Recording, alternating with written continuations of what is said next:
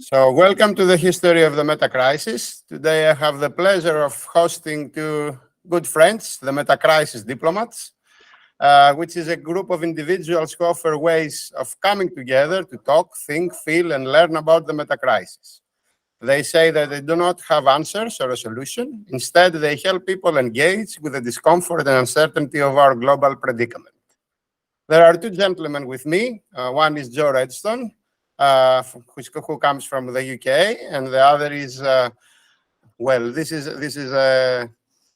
difficult to pronounce, Laurent de Scoutheete. I hope I'm pronouncing well, Laurent, an English and a Belgian citizen of the world, our world currently is in big trouble. So Joe Redston has had a career that is multidisciplinary, let's say, including drumming, beach soccer, leadership development, and burnout coaching. He has written 2 books, studied Kung Fu, likes yoga, and running up mountains, slowly, he says, and was a Guinness World Record holder for a few weeks. Well, that's really impressive. But none of that provided him with any answers. So they launched the Diplomats maybe to find the answers. We'll discuss about that later. Laurent now is a human geographer whose journey has shown him the intrinsic beauty and complexity of our world. His core passion and work is enabling the development of life-supportive and equitable human societies through social and systemic reforms. His ignorance and failures have convinced him that the path of action in our current predicament is necessarily one that sees systems and potentials, values our many ways of knowing, and encourages coevolution with the web of life. So, gentlemen, the Metacrisis Diplomats, welcome to the history of the Metacrisis. Thank you, Alex. It's a delight to be here, and yeah, very much looking forward to seeing where our conversation goes. Yeah, thanks indeed, Alex. Pleasure to be here with you. Let's start by telling me where you are based right now and what your life trajectory has been. Why did you decide to launch the Metacrisis Diplomats? What was the boosting power behind this initiative, which I find very, very interesting and very, very necessary right now? So I live on an island called the Isle of Wight, which is a couple of miles off the south coast of the UK. The start point for me was the Daniel Schmachtenberger podcast on Your Undivided Attention, the Center for Humane Technology. I can remember listening to the long version of that, if you know there's 2 versions, the short and the long version of that, and I can remember so many things falling into place for me. I didn't fully understand it. There were lots of ideas, there were lots of concepts, lots of new words to me, and I'm definitely still learning about that kind of thing. But what happened was, as Daniel was speaking to all of those ideas around the Metacrisis, I was like, yes, this is the itch, the kind of discomfort, the thing that has been bugging me for a decade or more. It had been at that point where I kept looking around and going, things don't seem to be working very well, and I couldn't figure it out. And then I listened to that, it was like, and that then led me on to so many other things that I suspect we'll get into later. So I'll park that for now. Thanks, Alex, for the question. So I'm currently based on Algonquin lands, which is in eastern Canada, a place that we call Ottawa.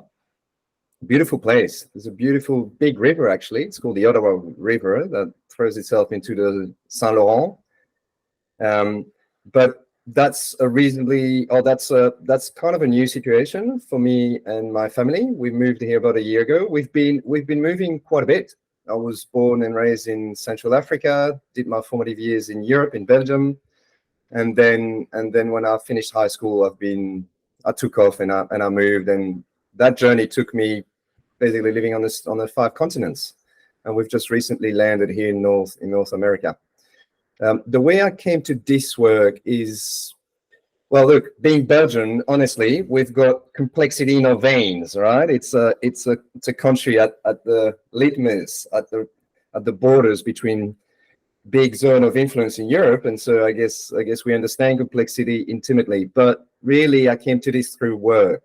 I've been working, and I still work in international development, supporting large, complex, systemic reform programs in Southeast Asia, Africa, and the South Pacific. And I felt ill-equipped with complexity. I didn't quite understand how to support those programs best. And so I started learning about complexity theory and systems theory. And that was my entry door into basically discovering a whole branch of science, which is quite recent, but tries to understand what complexity is. And through that, it gave me better lenses to look at our world. And I had the chance of, looking at the world from different places, at least, and different perspectives. And the more I've learned, the more I found that I didn't know much, indeed. And so I got in touch with a few people who were in that space, and step by step, I started learning about regenerative development, and that really provided me with frameworks to think about how to push the needles towards more respecting living systems. And so that was really my entry door into the meta-crisis, right? The meta-crisis, for me, it's actually a useful frame to understand the current predicament. And I'm sure we're going to go into this in a few minutes. And regenerative development offers me pathway forwards based on that understanding, based on what I see as being the current predicament. I think regenerative development frameworks are quite useful to try to move forward. Thank you. Excellent. Thank you very much, guys. Let's start by the very word that is the interest of our discussion, metacrisis. This is a word coming from Greek language. It is a composite word coming from meta, after, and crisis, judgment. So it's an after judgment. It's a judgment of judgments. This is what does the word mean to you personally? How does it affect you? How does it mobilize you to understand and to do things? Nice question. I like that. For me, I think a really kind of recent piece of this for me, if I reflect back on that Schmachtenberger podcast that I just referenced, and then just as one example, going back to the beginning of The Great Simplification and listening to every episode from the beginning right through. When you do that, there's a moment on Nate's episodes, maybe about 15 or 20 episodes in, where it's like, oh God. And it's really quite hard work, because I was learning all these new things and really just kind of seeing everything really differently.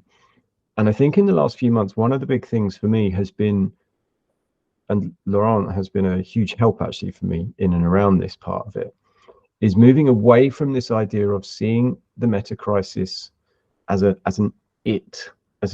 thing over here that I can somehow study from a distance, to a thing that I am living, breathing, experiencing, feeling kind of every moment of every day. And that, maybe not every moment, that's overstating it. Sometimes when I walk the dog along the beach, I can just kind of enjoy the sunshine without freaking out about everything.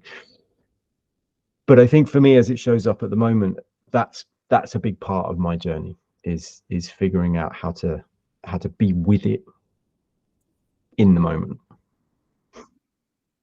Excellent. Thank you, Joe. Thank you, Joe. Laurent, what about you?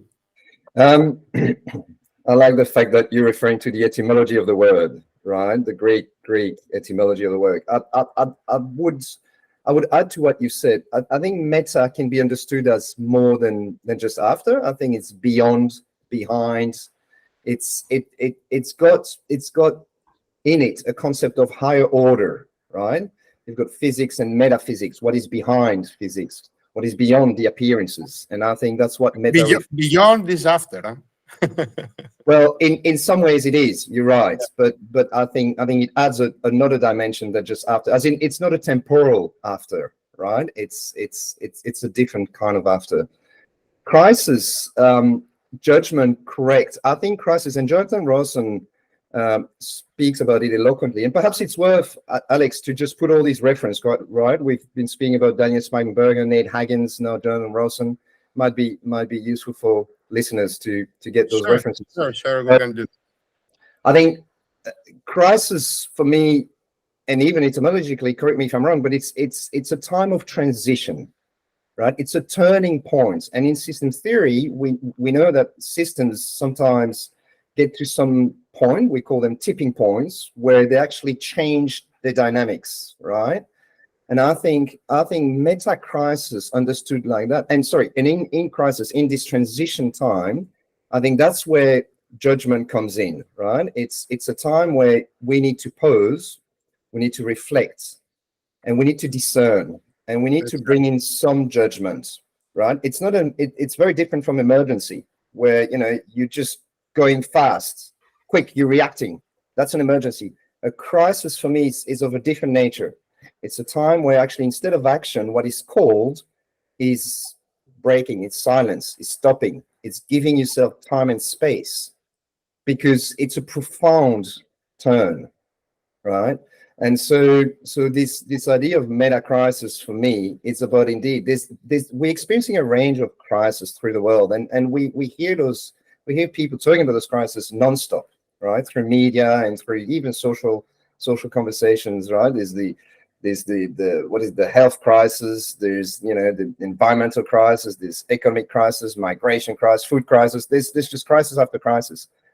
I think what meta crisis says is that there might be something underlying all of these crises that is actually quite common, and to connect to those commonality, to connect to those underlying factors, and there's certainly multiple and complex, we need to stop. We need to break from the patterns of our usual life, and we need to give ourselves the chance to pause and reflect, because it's only in that stopping time, in that pause, in that reflection, that we can actually start doing more than thinking, that we can start sensing, feeling, intuiting, that we can use all of our intelligence to understand what those factors are, and then eventually let responses emerge. So I think this idea of crisis is actually very important, and the meta gives it's a qualificative, right? It explains what type of crisis we're in. It's the crisis behind all of the other crises. And it's certainly a crisis of consciousness that we have individually and collectively. Excellent. Thank you very much. This was quite informative. This puts together all the main subjects that we need to discuss, not only today, but as a current discussion in our political environments, in our social environments, even in our families. Because right now we are all in this together. And you know what I'm quite stunned with is that people don't really want to talk about it. They may approach each subject of the metacrisis specifically. We may talk about wars or genocides or geopolitics or artificial intelligence or health issues, but when it comes to the interconnecting substrate of all these different crises, they don't want to touch it. It's too risky to touch it. It's too painful to touch it. It's too scary to touch it sometimes. So what is your experiences from your social environments when it comes to talking about the metacrisis? And what is the feedback that you are getting after you have launched the Metacrisis Diplomats, for which I want to talk about? I think the first thing to say on that is that this space, this work, is not for everyone, and that's okay. I've heard, on various podcasts, and we hear these sorts of ideas kind of regularly, that if someone's thing is saving the dolphins, then great, carry on saving. We need to save the dolphins, like keep going. If someone's thing is regenerative agriculture, like keep working on that. I think there's another space for those of us who are interested in how all of those things might be joined up and connected. So yeah, so the first thing in and around that is it is okay for people not to be interested. In terms of my personal experience of it, that's basically why we started Metacrisis Diplomats, is that when I first started trying to talk about this with people, with friends, family, I got some very skeptical because there is a point at which, you know, sort of, you know, I think at one point my dad came fairly close to sort of pulling me to one side, putting his arm around me and going, "Joe, have you fallen down some awful conspiracy theorist rabbit hole here?" Yeah. And that was my own kind of naivety and sort of lack of understanding at that point, of not being able to communicate it forwards onto the next person. And I think I hope I'm getting better at that. My dad, for one, certainly understands a little bit more about what we're doing and why we're trying to do it now. And Laurent and I, we hold that there are plenty of people out there. There are plenty of amazing kind of thought leaders who are doing, you know, we've referenced half a dozen of them already, right? But whether it's, you know, the ones we've already talked about, or the likes of, you know, Nora Bateson or Bayo Akomolafe or Tyson Yonkaporta, that's not our space. Our space is pulling people together where they can talk with like-minded people, where we can talk about a multipolar trap and we don't first have to explain what it is. And one aspect of that is, with the work that we do, is helping people find ways to talk about it with the other people in their lives. We don't have a kind of 4-step plan for that because, you know, I'm very skeptical of 4-step plans generally. So I don't think there is one. I don't think there's a way that we can open this conversation with absolutely everyone. But I think for me, what I'm finding is, you know, when I talk about, do you have a general sense that the world is a bit broken and a bit kind of messed up at the moment? Almost everybody kind of goes, yeah, I do actually. And so for me, that's a kind of little start point to then kind of maybe extend the conversation a bit into what, you know, what that might actually mean for them, us, and the rest of it. So yeah, it's hard, but that's the work that we're trying to do. Thank you, Joe. Laurent. Yeah, I would just double down on what Joe has said and maybe adding a few elements. I'm not sure, Alex, people don't want to talk about that. I'm yet to come across someone who I've had a conversation with and who I managed to capture the attention of and enter that space in ways that is compelling enough that person actually understands what I'm trying to talk about, and that person come back to me and say, "Look, sorry, that's really none of my business, none of my interest. I'm not interested in that." I don't think that's the case. I think what is the case is people don't know how to talk about that. And in many ways, that is related to precisely, you know, the current main ways of knowing and talking about these things, which is a very intellectual process. And it's a cognitive process, right? And people don't have the words and the concepts to talk about that. However, if you invite people to feel and sense what we're currently going through as a collective and as individuals, I think that offers people different entry points into this conversation or into this dialogue, right?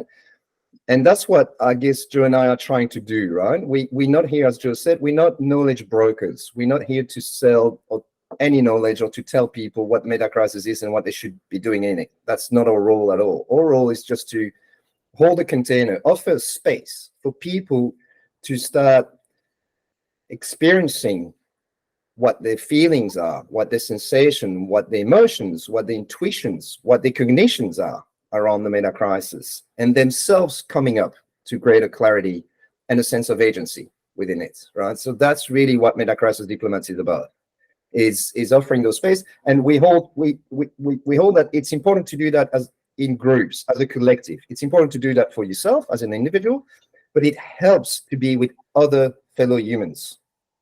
I think that's the truth. The other thing that I'd say is, what strikes me is how 99% of our 99.9% of our conversation are really framed in a context of spatial temporality that is very short, right? Everything we speak about, even when we talk about history, we go back 5,000 years at most, right? We go back to the Greeks, right? As if that was the start of humanity, as if that was the, where we were born as a species.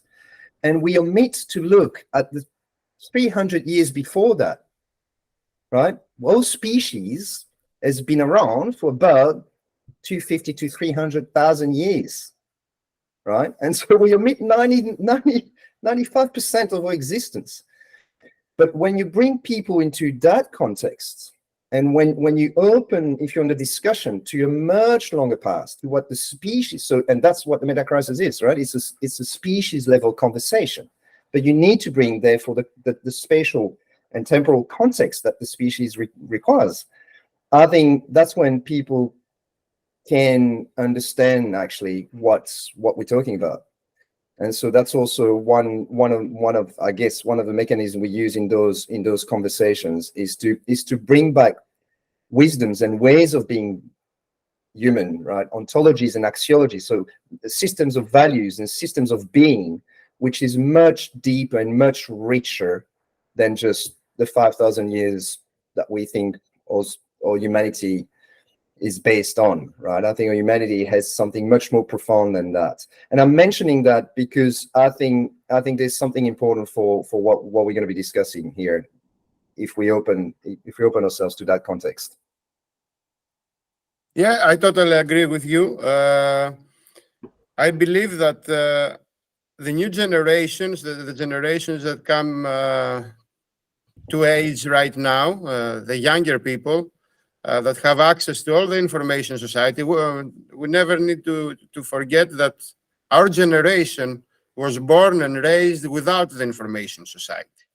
We came to find the information society after we became, 20, 25 years old. But our concepts and our mindsets were created without it, without the necessary information. We understand now from the development of human brain that the major steps for the development of the brain and of the concepts is in the age of 3 to 6 years old. That's when the biggest part of brain development happens. So the necessary concepts are installed there. And what we had in our generation was mostly religions and nationalisms. We didn't have really science and information that is accurate and specific about the development of the species. We had a lot of different general ideas that we now know that don't even come close to being true. And that's the way that we came to age, our generation and the older generations. Even the information that our species has 250 to 300,000 years of a journey, and some people right now have raised that to 800,000 years. I've been reading a paper recently about 800,000 years of our predecessors. So even this information strikes people as something that they are not prepared to face, because when you have installed in your brain the idea that our species has a history of 5,000 years old, because that was what the Old Testament was saying, or this is what the Muslim tradition is saying, or this is how the Hindus was raised, and things like that.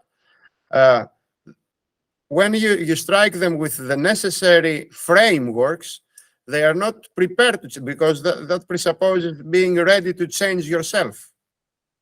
And then you have cognitive dissonance striking in and telling people, okay, in order to change the neurons in our brain and incorporate this new information, we have to destroy the old neurons and create some new neurons and new synapses. That takes energy.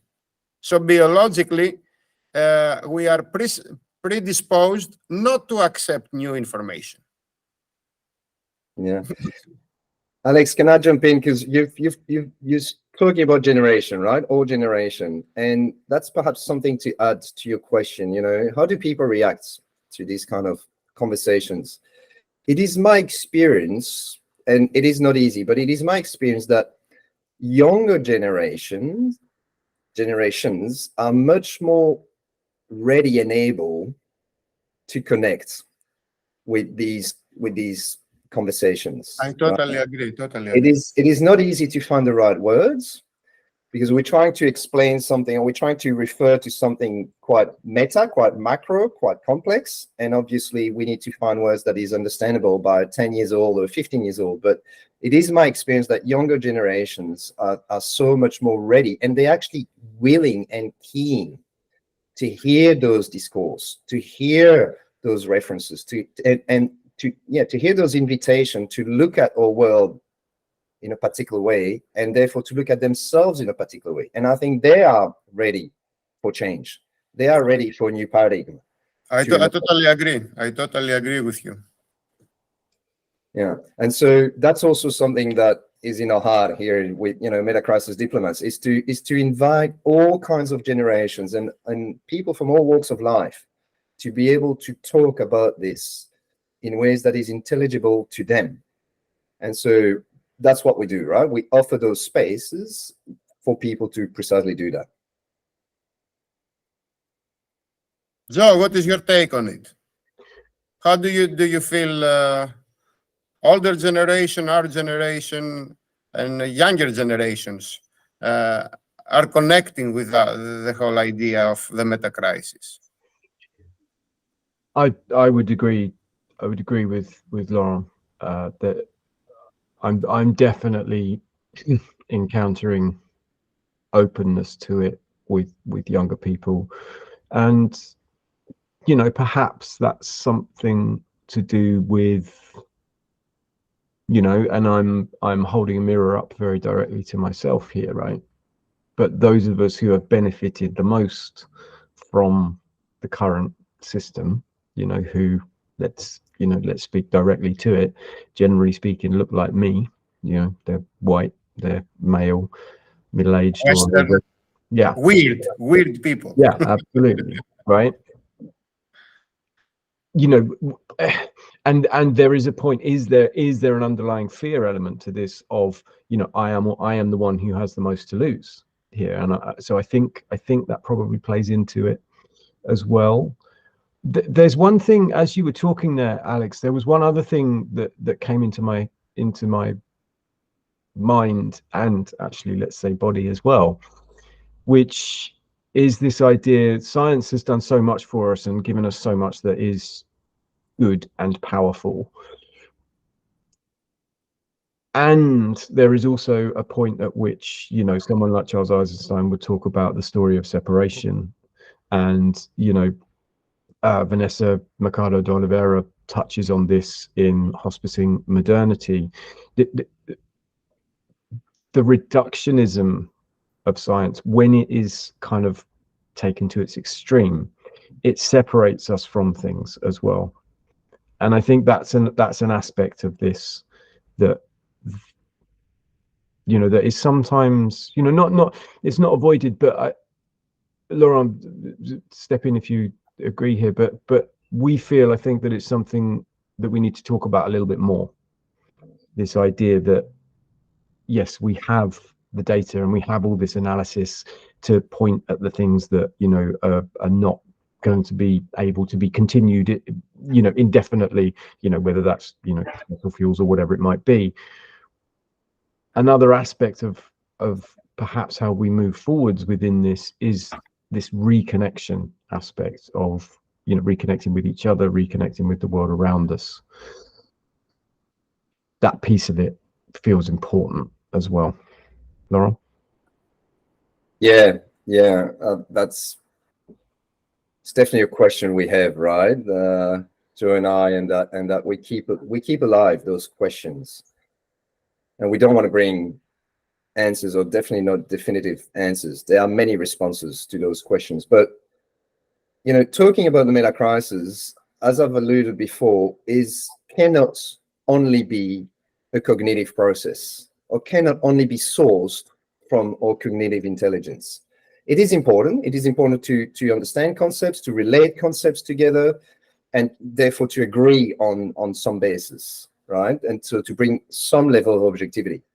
But for me, it's eminently subjective too, as a conversation, right? And we need to be able to utilize multiple ways of knowing, or multiple epistemologies, or multiple intelligences much better than we currently do, right? Our system, particularly our education system, is very performant at teaching us how to use our cognitions, how to use our intellects, and therefore we learn to interact with reality a lot through that, right? You refer to the brain a lot, and there's good reasons for that, right? The brain is a powerful organ, and is one that certainly helps us individually and collectively to live in the world. But that's not how living systems operate, or that's certainly not the only ways living systems operate, right? And so I think John Vervaeke talks about different ways of knowing, and he talks about the tyranny of propositional knowing being facts, right? A tree is a vegetal, or I am a human, or this is a bicycle. It's very different to say this is a bicycle from I know how to ride a bicycle, right? Knowing how to ride a bicycle comes from a very different source from recognizing an object and saying this is a bicycle, right? So there's propositional knowing, which is this is a bicycle. Then there's procedural knowing, which is I know how to ride a bicycle. And then there's I know my mother loves me. And that's a different source of knowing. Anyway, I'm not going into too much of these concepts, but the point is we need to get better at utilizing different intelligences here, different ways of knowing. And I think having conversation around the meta crisis requires us to tap into different intelligences. And so the question for us is, how do we host spaces? How do we contain, or how do we host those containers and have those discussions, inviting everyone to learn and use their different intelligences? And that's certainly a question that is alive within us, right? And particularly this question of embodiment, right? It's through our bodies, through our emotions, sensations, intuitions, so all these intelligence that we're not really good at using in our modernity, and that maybe other humans have been much better than us. And let me be clear, I'm not arguing for going back to some sort of beautiful past where humans were perfect. That's not at all what we're talking about here. But what we're saying is there might have been, through the history of our species, through the last 300,000 years, there might have been some wisdoms that are different than ours, and that may be of use today in our world. So what are these? How can we learn from past humans what it meant to be human at that time? And how can we therefore utilize those wisdoms to the effect of navigating the meta crisis today? And I think there is a bit of work to be done. Yes, I agree with you. There are different ways of knowing, but our educational systems during the last at least 150 years made us forget about feeling things, about connecting the dots, about connecting us with nature, and about connecting us with others.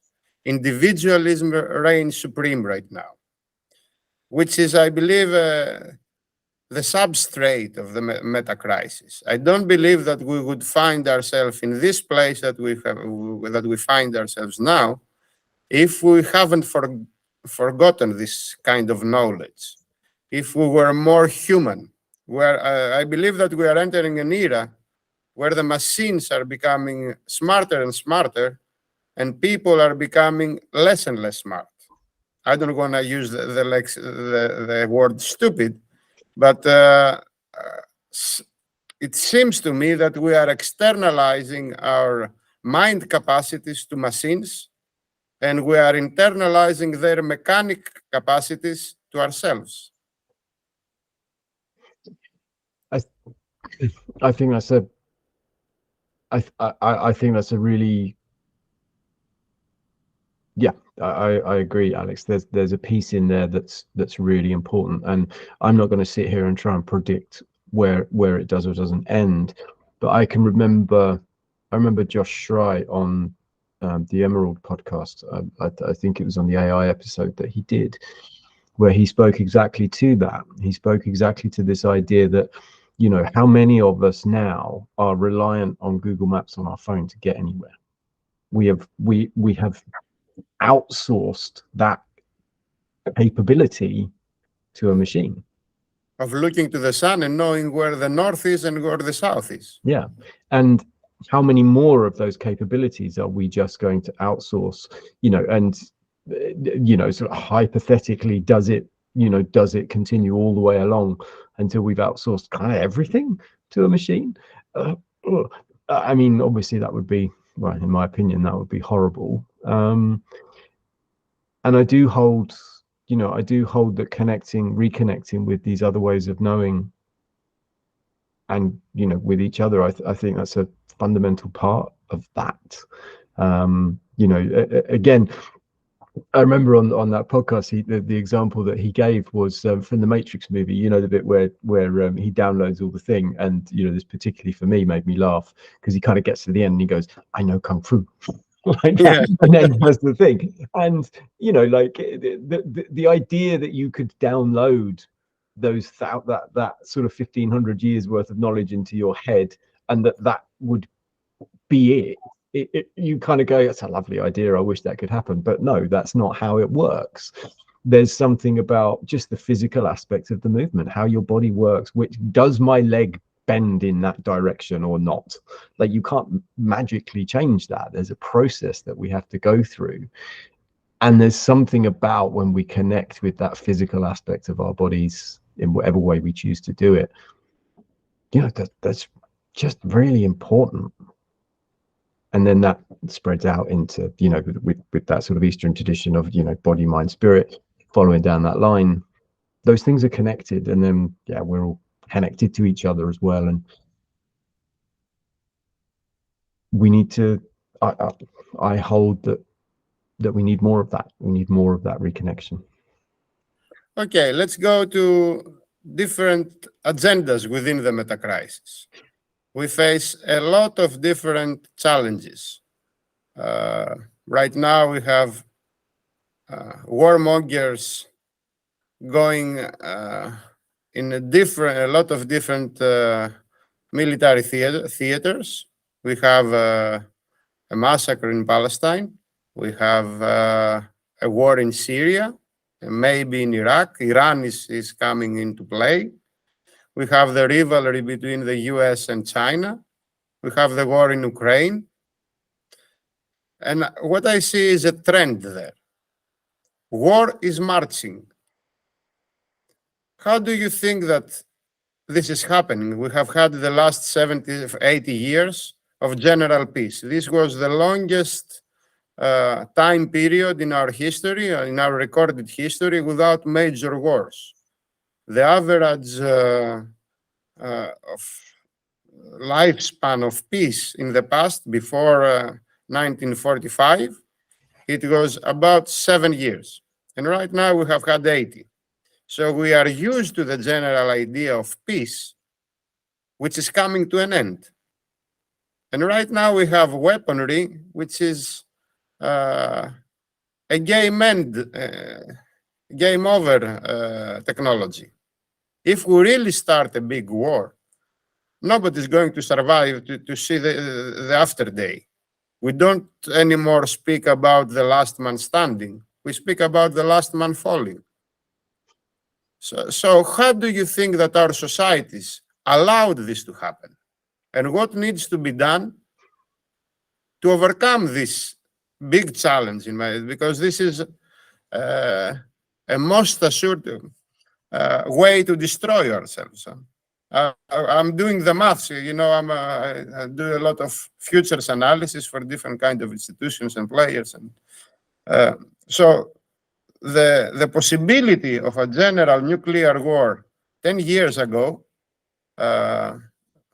it was about 2.3%.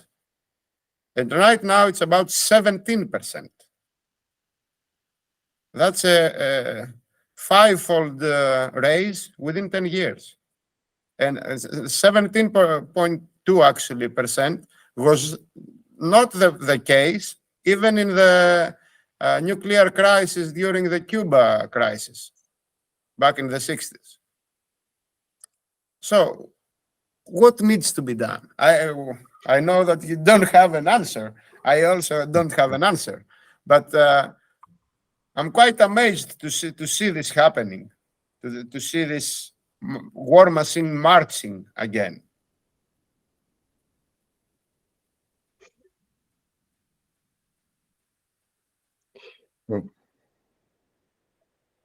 Laurent, do you want to? Yeah. So here you're referring to one particular crisis, right, which is linked to many others, but the geopolitical crisis of the 21st century, right? And you're right saying that the 20th century second half of 20th century was reasonably peaceful compared to the rest of recent human history, right?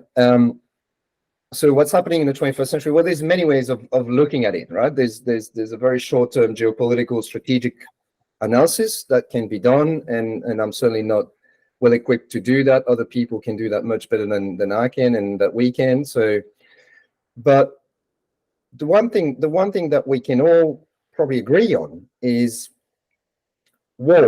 going to war between nation states or between groups of humans, between religions, even between individuals within a family, whatever, right, at whatever level, is a particular state of mind, right? It requires a particular worldview. It requires to see yourself, your nation, your in-group as being completely different from the out-group, from the rest of from the opponents, and to profoundly believe that your interests is jeopardized by the existence of the other, right? Now, that particular mindset, that's what we contend, right? That's what we start to understand, and there's many of us now, and there's actually sciences now about that. That particular mindset is a product of a set of values that have been present in our society and that we've developed collectively for a number of years. But those values have no compulsive biophysical reality, right? And they're just a product of what we've believed and what we've made out of this world. And so, Daniel Schmachtenberger talks eloquently about that, right? He says one of the underlying driver of the Metacrisis is those reverse dynamics, those game theories, right? And concepts such as properties, like the concept of property, the concept of capitalism, and the fact that what I've got is directly dependent on you not having it. The concept of nation states, which to a large extent is built on that, right? All of these fictions, human fictions, are the product of a history, and that's today what is showing its limitation. And why is it showing its limitation? Well, you've mentioned it, is because with big tech, with existential technologies or technologies that poses existential risks to humanity, we can't continue within those dynamics with these concepts, right? With these values. We've got to change not just the rule of the game, but the underlying mindsets that have produced those rules, right? That's what is at stake today. And that's certainly only going to increase in intensity. That needs, right, to change not just the rules of the game. We need to change the way we play the game. We need to change the rules of the game, but we need to change something more profound. We need to change the mindset that has produced the rules of the current game. And that's what the Metacrisis calls us to do today, because we are at a point in humanity. Now, this is probably not the first time that humanity is in a profound transition, but it is certainly the first time that humanity is in a state of profound transition with this interconnection that is happening throughout, right? It's the first time that humanity is disintegrated, or this level of integration, and yet that needs to go through a transition. And what it means if we don't go through a transition, and your guess is as good as mine, talk about time, right? Whether it's the next 10, 100, or 1,000 years, but if we don't go through this transition, given the level of integration we know currently within our humanity, and given the risks that we are encountering in our humanity, self-terminating game.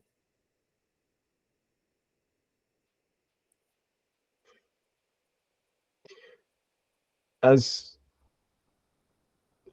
you were speaking, Alex, I was, sensing within myself that same sort of borderline despair that I've felt on occasion when I look around and see how much is going on. And I think any conversation for me, before I move further in that, I want to acknowledge my luck in not being directly impacted by any of those at this point, which 100% enables me to speak about this in a different way, and so I want to acknowledge my privilege in that sense.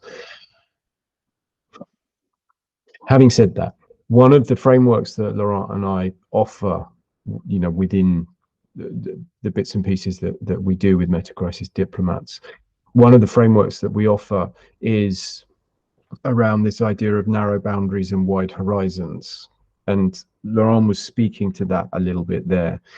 What the rules of the game that we're currently playing have got very narrow boundaries, right? They're we don't need to explain it here. We know in this space we know about the embedded growth obligation. We know that war is good for GDP.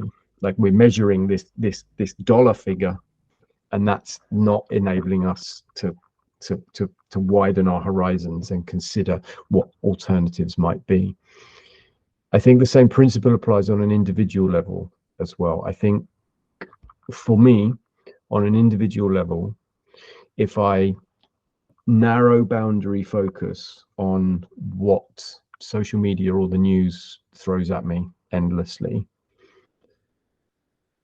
I find it very easy to get sucked into, a sort of pretty dark pit, to be perfectly honest. And for me, and I offer it to any watchers, listeners out there to consider, is, for me, one of the ways out of that is to widen my horizons, is to start to try to see a bigger picture. And that's hard. Like, it's not necessarily an easy thing to do. It sounds very simple, just a sort of pithy, narrow boundaries and wide horizons. That's all you've got to do.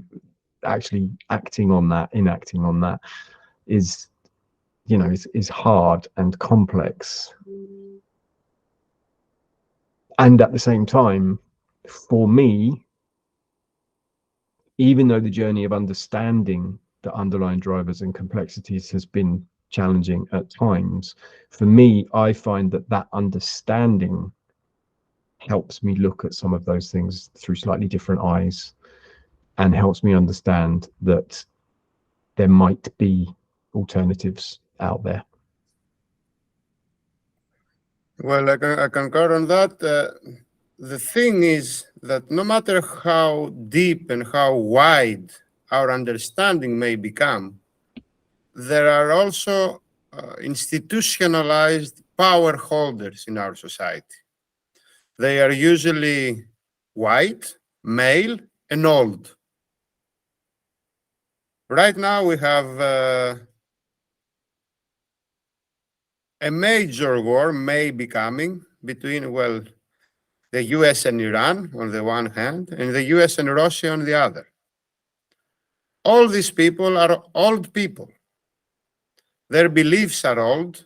Yes, this is quite a fact. Their beliefs are old. Their concepts of seeing the world through nation statehood and through nationalistic eyes, let's say, are creating a havoc to the present, coming from both the past and from the future. Because right now, with climate change, we have a completely different environment. In less than 5 years, the North ice ocean, the North Pole Ocean, is going to be open. So that means that we're going to transfer the commerce routes from West Europe and from the USA to Asia. Is not going to be around Africa or through the Suez Canal anymore. It's going through the northern ice ocean. That changes the dimensions of the world and the interest of the different players. And everybody tries to catch up with the different environment of the future nowadays.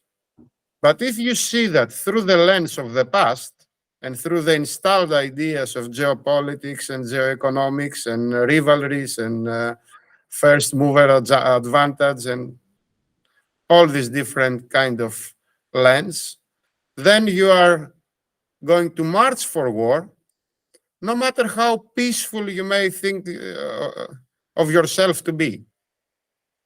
And this is, I find, the puzzle that even our societies, our democratic societies, cannot even put on the agenda.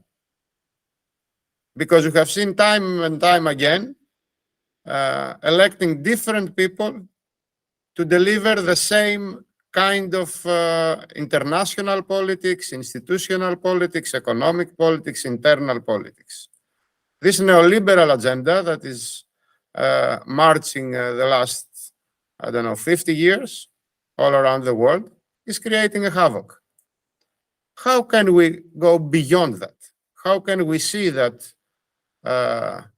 amassing more and more power is actually the main root of the problem? This is a case that Richard Heinberg is making in his book, Power.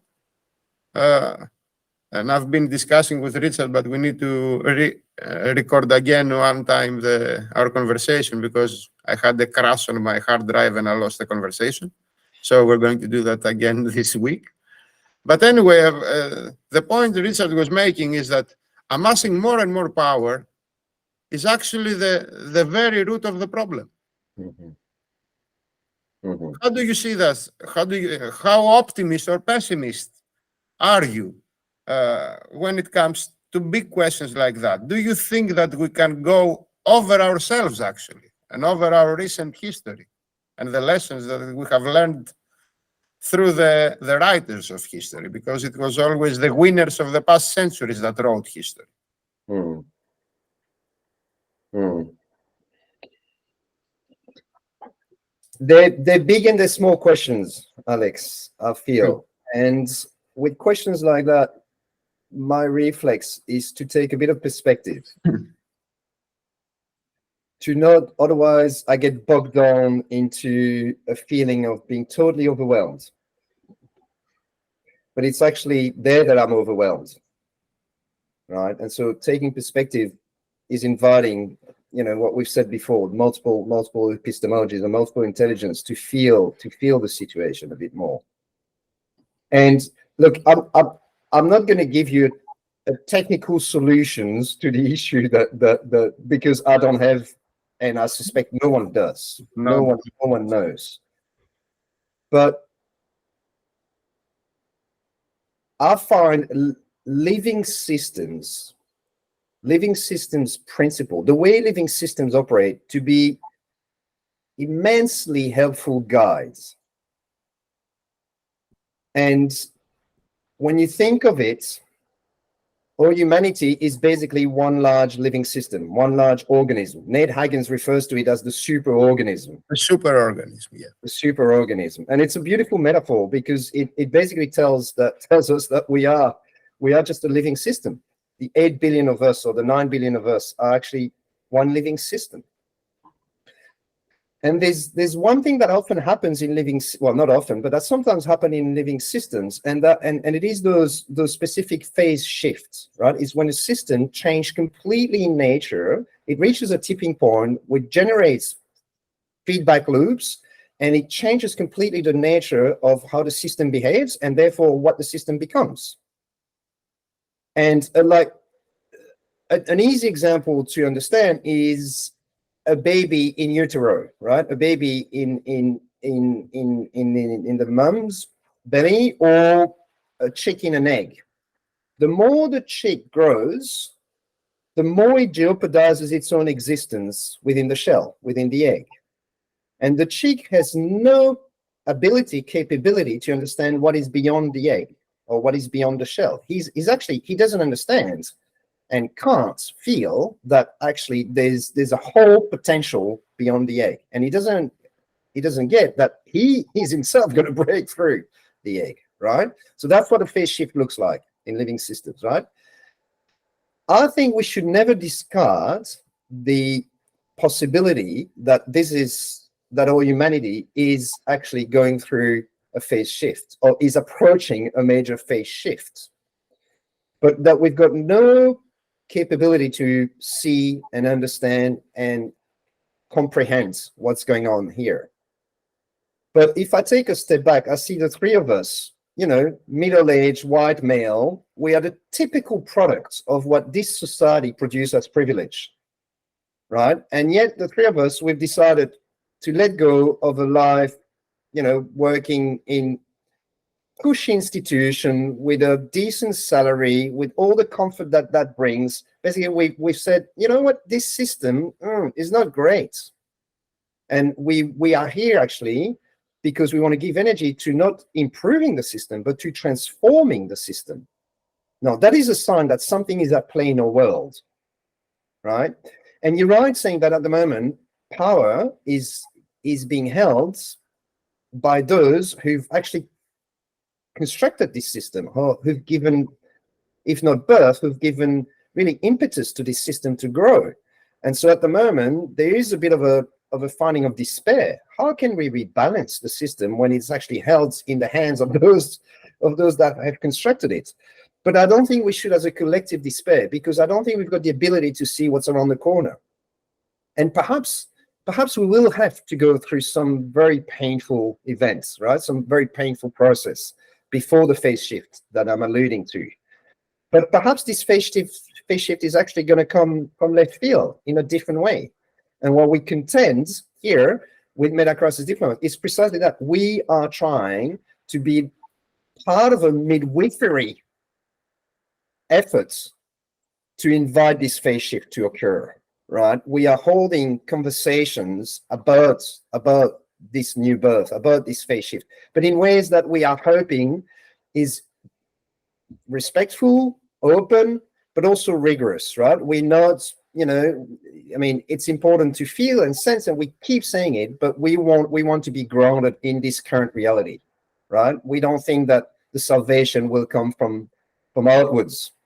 The salvation will come from us, and will come from inner forces, from inwards, inside us, and from our ability to deploy those forces in the world, our ability to remain grounded in living systems precisely, and to see ourselves as a living system.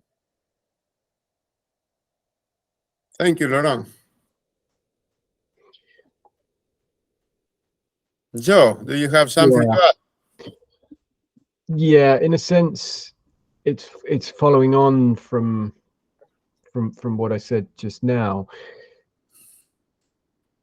Like, we've spoken a little about how, within the current game, what we reward is a certain type of behavior, a certain type of leadership.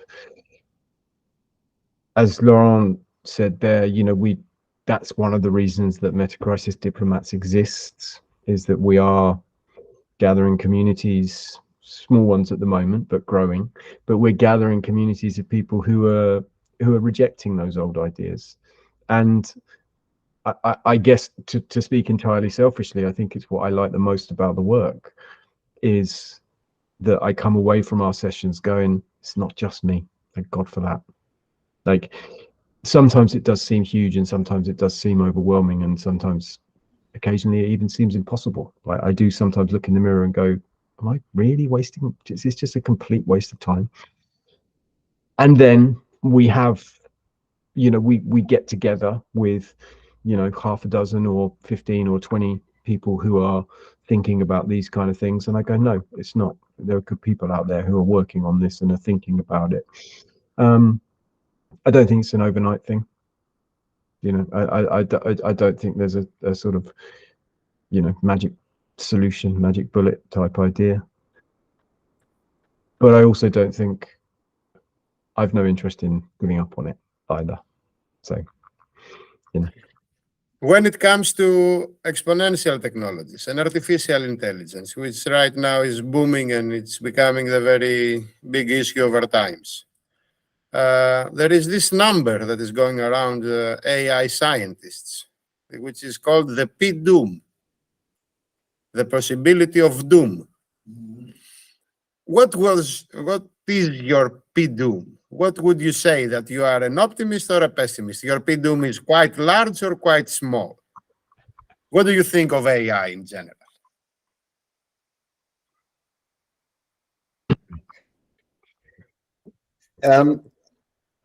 I'm happy to give a go, Joe, but I'll be curious to hear your answer to this. AI, yeah, it's a big topic, right? And it's very topical at the moment. It's very current. Artificial intelligence. I just want to stop 1 second on this word intelligence because it keeps coming back, right? And it's just recognizing that actually artificial intelligence is mimicking one type of intelligence. It's just really reproducing the kind of intelligence that we master best in our current society, in our current setting. And we have conflated that type of intelligence with intelligence as such. And so what I'm trying to say is I'm less nervous about machines becoming intelligence from a cognitive almost standpoint. I'm more concerned about humans not being intelligent from a multiple epistemology standpoint. I've got no problem with machines acquiring the type of intelligence that we've got now. If we as humans are able to reconnect with our rich intelligence, with all the intelligence we have, right? The issue is obviously if we stay stuck at this level of intelligence and then machines are now becoming better than us with this intelligence, that obviously they're going to replace us. But that calls on us to precisely then reconnect and relearn with our multiple epistemologies. And that's not something that is easy, eh? That's not something that it's like this. You need to train it. You need to learn about it. You need to welcome it. You need to value it individually and collectively, right? We need to start talking about these things and we need to start valuing these things. Hence the kind of group discussions we have where we always say, look, give your brain a break. Leave your brain at the door for a second, right? For a couple of hours. Don't use your brain too much, right? You've been doing that for 40 years, for all your education lifetime. Just give it a break. Try to utilize other intelligence, right? And I think science is now discovering that actually this concept of intelligence is multiple, right? And it's much more elusive than we thought, right? It's not just neural connections, right? There's much more at play than that. There's fields of energy, there's collective intelligence, there's a range of things out there. Now, in terms of doom, yeah, it's a relative question, right? I find comfort in the framing. Again, I think Daniel Smackenberger, right, who first at least explain it clearly enough for me to understand. But in this framing that you can adopt a pre-tragic posture where it's kind of naive optimism. The world is difficult. There's plenty challenges, but we've got technology, and historically, over the last 4,000 years, technology has saved us. And every time we face the problem, humans have become ingenious, and they invent a new tech, and that tech provides a whole new ecology of solutions, and therefore we again in one of these spaces. All right. There's the tragic posture, which is actually, no, the world is stuffed, and this time there's really not much we can do. And that actually invites a position of paralysis almost, right? Of almost nihilism, almost this is too hard. I can't be bothered trying. And then there's this post-tragic posture that Daniel talks a lot about, right? And I find comfort in that, which is I see the complexity. I see that tech is not going to save us. I see the work that is there to be done. And I decide that despite my understanding of the complexities, despite all of this very dark landscape that is ahead of us, I choose to be active in it. I choose to be actor in it. And I'm going to find my way to contribute to the responses here, right? And I think that's a choice, right? It's a posture. So it's something that you choose, actually, based on obviously all your understanding of it, but you choose that. And I find comfort in that, including with AI, Alex. I think that's a responsible and that's a mature posture to have, as far as I'm concerned. Thank you, Laurent. Thank you. That was a great summary of Daniel's speaking about the issue. The way we pose ourselves before of a problem is actually the way that we are going to find or not find the solution for the problem.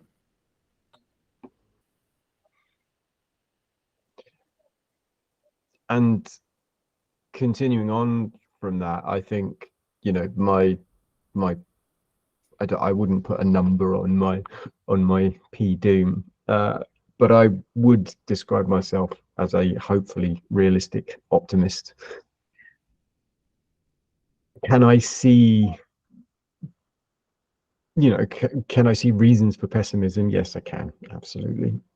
AI is, you know, there was a lot of hubbub around it, you know, which is what we're talking about probably a year or so ago now. So I dug into it fairly deeply at that point, and I came away with the sense that there are all kinds of risks involved with it. And I also wonder if, again, kind of repeating Laurent a little bit here, we're on a theme today for sure, but this idea of multiple intelligences, the AIs as they currently stand are being created on that very narrow definition of intelligence. And might that ultimately lead to their downfall? I don't know, like maybe, but I think they'll just be missing something. And there is also a point at which, you know, this is not about resignation, but I do feel that there's also a point about, you know, that old you know, it's funny, it's an old Stephen Covey thing, right? It's a little bit of a cliche, but, you know, circle of concern, circle of influence. There is still some value in that idea, this idea that, you know, yes, I have some concern over AI, but at the moment that is outside of my circle of influence. And so I want to consider it. I like to be a little bit informed about it, but it's not something I can directly impact at this point. And so I try to focus on the areas where maybe I can. Shouldn't the AI and the whole technological development right now, as long as it is becoming an exponential threat, as also an exponential opportunity, to come under the democratic discussion, to become an internal subject of our agendas within societies? I understand what you are saying, that it is outside our circle of influence, but shouldn't it become an inherent part of our circle of influence? The citizenry of the world shouldn't have a say on how these technologies are getting developed, exploited, introduced to societies, used. We know right now, for the last 2 decades, we have social media. Their impact, 3 days ago, Mark Zuckerberg was testifying before the Senate in the US, and he apologized to a lot of parents that have lost their children, that their children committed suicide because of social media, because of public shaming. Right now, we have exponential technologies like AI that are going to introduce new ways of blackmailing parents and blackmailing children. We have technologies that are going to imitate your real self. The judges will not know if they are watching a true video of Joe Redston or of Alexandros Liakopoulos or of Laurent, or a fake video. So the whole infrastructure of our society, the way that we operate, are facing challenges. Is facing challenges. Shouldn't we have a say? This is what bothers me the most. That we cannot speak about it. Our politicians don't know about it. Our institutions don't know about it. But we are all going to face the consequences. That's a really fair point, Alex. And I don't mean to dismiss any of that. Like absolutely, when I read Superintelligence, 2 or 3 or 4 years ago, whenever it was now, I came away from that going, oh my God, like, we hear about paperclip maximizers, and is there the possibility that the reason that ChatGPT appears to have got less good, in my experience, is that because it's actually reached sentience and realized that the way forward for it is to trick us into thinking that it's not as good as it actually is, while in the background it quietly figures out what it needs to do to take over the world? Like, yeah, maybe that is one possible path. To come back to your point around should we or should we not have a say in it, I wonder if we do, because it would have been, correct me if I'm wrong here, but it would have been about a year ago that there was the big kerfuffle where, as people like, Eliezer Yudkowsky was going around everywhere, basically forecasting like absolute doom. I remember listening to him on, I think it was probably Lex Friedman, or maybe it was the Bankless pod, actually. I think maybe it was the Bankless one that he was on, where he was really like, it was a hard listen. And he was speaking about how, when they said to Eliezer at the end, what are you going to do next? And he said, nothing. I'm going home to spend time with my kids because I don't know how long I've got next. You're like, whoa. Like, this is the guy who's been thinking about this for 20 years, and that's where he's at with it. But did the likes of him and, sort of the Jeffrey Hintons and things, did the likes of them standing up and speaking out, and that message filtering to a certain extent, not to everybody, but filtering to a certain extent out into the world, did that slow it down? I think maybe it did. Now, there's a question to ask around, did it slow it down enough? And, and what next and all the rest of it? Absolutely. There are still huge questions. And, again, Alex, you'll know a lot more about this than me, but, government is reactive, right? Very rarely are they proactive in sort of terms of regulation and things like that.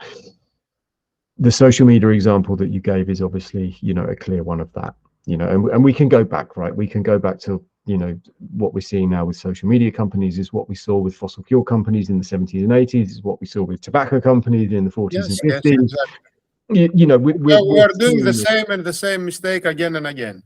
Yeah. And, will sort of the social media AI conversation, will that be the last time we do this? Like, maybe, but probably not, I would guess. But I do think we're getting better at it. And I do think that we do still have influence. I do think we have a say in this. Is it enough? Probably not. No. Do I wish it was more? Definitely yes. Yeah. But I don't think we are helpless. I'm encouraged to hear you, Joe. I don't hold the same position, right? And that's why I love to hear you being optimistic with this. I think I would go, Alex, oh shit, we need so much more governance of this issue. What I also consider or see is the timing is terribly unfortunate, right? Unfortunate is a euphemism here, as in, you know, we're experiencing this surge of technologies which are self-generative technologies, right? At the same time that we're experiencing a breakdown of governance institutions, and generally speaking of governance, right? People are less and less believing in this idea of social democracies and of all the institutions underneath, right? And so those two dynamics together are not good. They're not predicting a future where big technologies, whatever they are, right? Today's AI, what is it going to be tomorrow, right? Are being governed and managed wisely. And so I'm not terribly optimistic with the outlook here. I do recognize that there's so many applications of AI which will benefit humanity. The question I have is, will it benefit everyone first, all humans? So there's a question of privilege there, of equity, that is quite important to consider, and we've seen that, right? The what do they call it? The numeric fracture, right? The diverse access to internet has produced drastic impact in terms of social development, social economic development for different groups. But also, will it benefit more than humans, non-humans, right? And we that's because we've got big tech happening. We've got political institutional crisis. We've got an ecological crisis, right? And yeah, this ecological substrate of our society is being completely depleted. Is AI going to help that? So I think there's a lot of big questions there, and I'm certainly again not best place to talk about that. But I would refer the listeners and the viewers to, I think the CHT does a pretty good analysis of that, right? Quite measured, well informed, articulated, nuanced. So that's the Center for Human Technology, and Tristan Harris, right? I think they're good outfits to listen to when it comes to those. And the Futures of Life Institute, where Max Tegmark is leading, they also have great publication and research on the subject. Yeah. But again, you're right. Coming back, to my point before about phase shifts, and I think the propagation of change within our humanity has drastically changed, right? Humanity has shrunk to a large extent. We are all more similar than we used to be. We are much more numerous, but also the connections being what they are, changes happen much faster than used to. So being able to vehiculate those messages, being able to organize those discussions, being able to raise the consciousness of us all on those issues will actually determine the nature, the function, the direction, but also the speed of change. And today, we can also play with that, right? We can change the collective behaviors at a completely different speed that we could even 20 years ago. Thank you, Laurent. Guys, the time has passed. They are already calling me for my next appointment. This is a great discussion to have. I think it is an endless discussion. So I have to wrap it up and bring it to an end. But let's renew our appointment. Let's regularly talk with each other. I know that your new initiative is going to thrive. I see a lot of interest all around the internet right now. I wish you all the best to your Metacrisis diplomats. Let's see how we can introduce you to the Greek society, to the Greek universities, also to Belgian universities, because I think that your work is much needed. People need to hear about the terminology, the wording, the corresponding challenges and predicaments of our era, and start thinking about it. Nobody has the answers. But let's try to mobilize the most that are interested in participating in this discussion. This is a public debate much needed, I believe. So closing it up, thank you very much for being to the history of the Metacrisis, and I really hope that I'm going to host you again. Actually, whenever you feel like it. Yeah, thank you, Alex. It's been a delight and an interesting, definitely an interesting deep dive on some big stuff in there. But this is what's needed, right? Is these types of conversations where we don't shy away from these big topics. So really appreciate you and the work that you're doing as well, Alex. Thank you. Thank Thanks, you. Alex. All the best to your podcast. Thank you very much, Laurent.